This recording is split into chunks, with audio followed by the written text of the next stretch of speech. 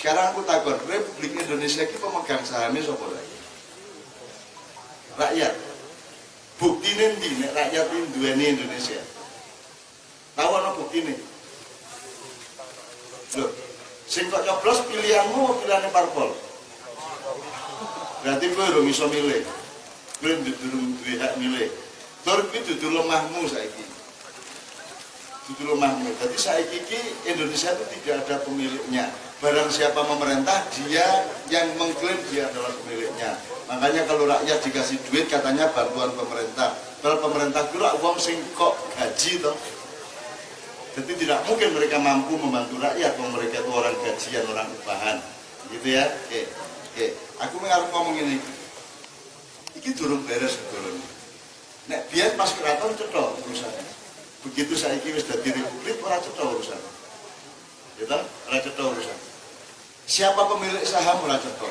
Kowe ngerti ora duit dulu Bung Karno setelah merdeka disetori berton-ton emas, beribu-ribu ton emas oleh raja-raja dan sultan-sultan. Sekarang disimpan di Swiss sama di Indonesia di banyak tempat. Itu sekarang tidak jelas urusannya. Jadi Indonesia ini masih kaya raya, cuma tidak jelas urusannya. Ada 3 orang yang punya hak untuk meloloskan uang di Swiss, uang di Cina, uang di Amerika. Cina dan Amerika itu duwe utang akeh banget nang Republik Indonesia tahun 2000. Dadi nek saiki utangmu nang Cina iki misalnya 5.000 triliun, asline iki Cina bayar utang nang kowe. Ning mergo presidene ora wani, akhirnya kene sing dadi utang. Kudune kono sing bayar utang. Karena mereka dulu utang ke kita.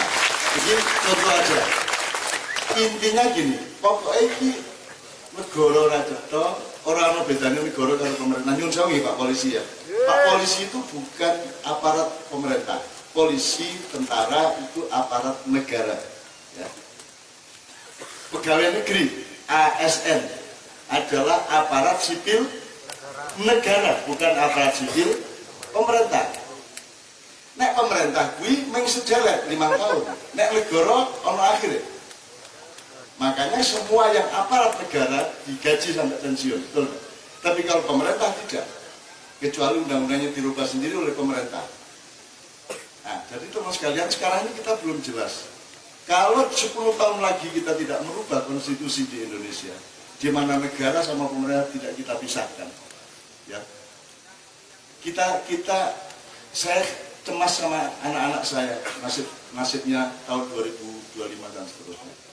Maka dalam 10 tahun ini kita mohon kepada Allah dan kita berjuang, dan saya menemani semua anak-anak muda di seluruh Indonesia. Saya tidak akan mengusik-usik Jakarta. Sebab Jakarta misalnya tak joke Pak Harto, tak unggahke Gus Dur, tak tampung Gus Dur berarti pecat misalnya. Nek bocah-bocah nom sak Indonesia urung siap kaya kowe, perubahan di Jakarta tidak ada artinya, hanya menambah maling saja. Tapi kalau anak-anak sudah berubah di Telogo Mulyo, di mana-mana sudah berubah, sudah ketemu Pak Tanto, sudah mengerti. Semua tadi sudah bagus pikiran-pikirannya. Nek wis kaya ngene iki sasanome, begitu Jakarta dirubah, Indonesia mlaku kabeh. Nek saiki urung iso mlaku mergo dulu reformasinya palsu. Dan saya meninggalkan reformasi hari kedua setelah Pak Harto turun. Tadi saya bicara sama mantan Pak Lurah tadi soal itu. Jadi aku saiki ora gelem musik-musik Jakarta. Nek tak usik-usik Jakarta, angger kowe siap tenan bar kuwi Jakarta ora perlu kowe, ora perlu jamak maya aku jen. Tak urusi Jakarta. Tak ora arep. Sekarang pertanyaan saya sederhana. Kowe nek iso adus? Oke, semurah masalah. Ngene ya. Sik. Pakai bahasa yang sederhana. Jadi saiki Indonesia iki wis dadi apa malah saya ora dadi? Durung dadi ngene ya, ben ora kejem-jem ya. Mateng durung, mentah ora. Moga jemek. Apa meneh? Ngono ya. Oke. Sekarang saya tanya. Apa kowe adus ngenteni Indonesia dadi sik? Apa kowe ngenteni Indonesia dadi lagi rabi? Apa ngenteni Indonesia dadi lagi kowe bahagia? Apa Indonesia dadi sik kowe lagi joget? Lagi bikin topeng ireng? Ora. Tidak perlu Indonesia jadi atau tidak, tapi sekarang kita sudah menciptakan peradaban kita sendiri yang baru. Jadi Anda jangan terlalu tergantung kepada negara sementara ini.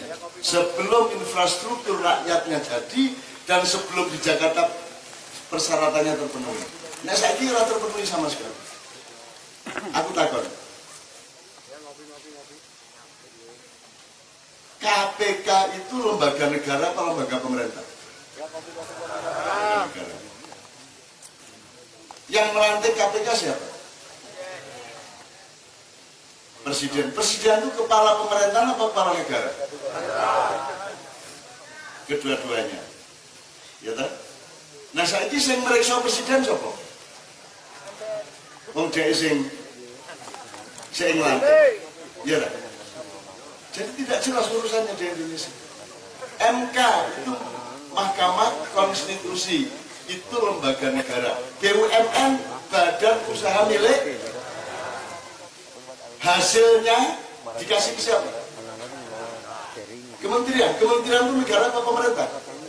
Loh, ini jarang kayak negara kok setoran yang pemerintah. Nanti dong. Seharusnya hasil BUMN disetor ke kas negara, ke RUPS tadi itu, ke MPR sebenarnya, ya. Nah ini sekarang hancur sejak tahun 2002. Undang-undang kita dirubah bisa-bisa oleh provokasi dari luar negeri, sehingga sekarang kita ini betul-betul orang tertok, jin pemenungso, setan pemalaikat. Kalau itu disebut malaikat ya iso, setan ya iso. Karena negara sama pemerintah tidak dipisahkan. Ya. Ini salah satu problem untuk anak-anak muda. Nanti 2024 ke atas, negara harus jelas, pemerintah harus jelas, baru Indonesia bisa jalan. Nih, saat dulu yang melaku, apa pengen tani negara beresnya lagi rapi? Apa Telaga Mulya ngenteni Indonesia dadi sik lagi Telaga Mulya dadi?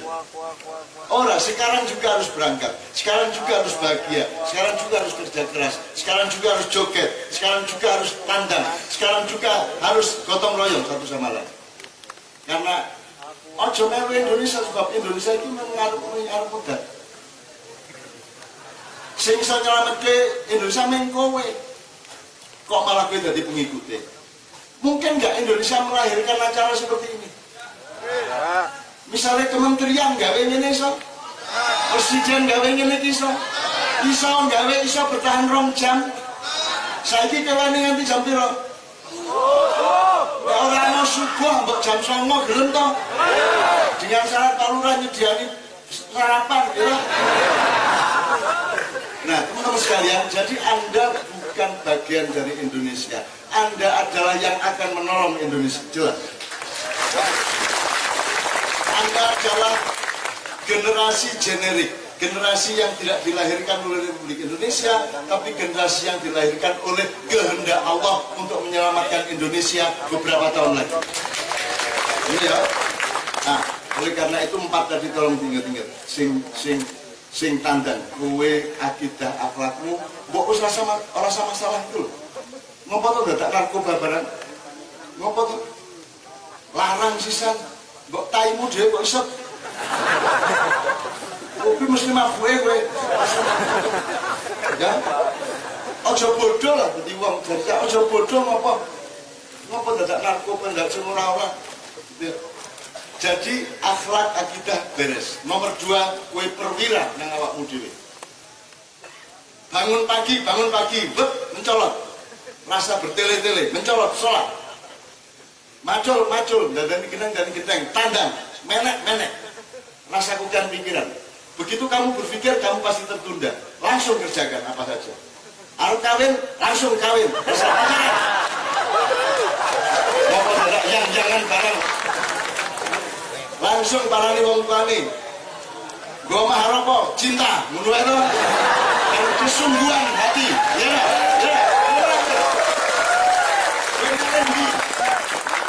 Calonan ngelamar kue duitnya 1 miliar nih atine ra tenanan ning ana bocah siji meneh atine tenanan ning ra duwe duit. Milih ndi? Ati tenanan. Ya kan? Itu yang diceritakan Pak Tanto tadi. Wong desa iki tenanan uripe ning Jakarta ora tenanan.